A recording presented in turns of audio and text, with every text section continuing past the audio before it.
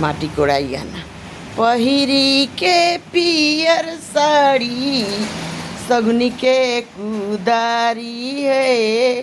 पहिनी के पियर साड़ी सगुनी के कुदारी है।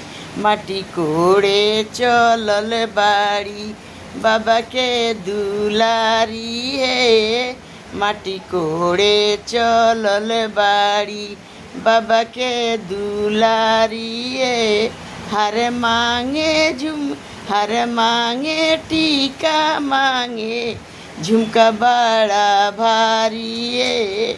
माटी कोड़े चलल बाड़ी बाबा के दुलारी है। माटी कोड़े चलल बाड़ी बाबा के दुलारी है। कंगन मांगे अंगूठी मांगे कंगन मांगे अंगूठी मांगे हर बड़ा भारी है। माटी कोड़े चलल बाड़ी बाबा के दुलारी है।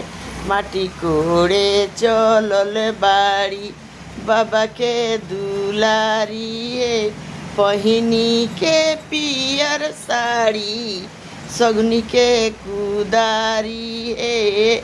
माटी कोड़े चलल बाड़ी बाबा के दुलारी है।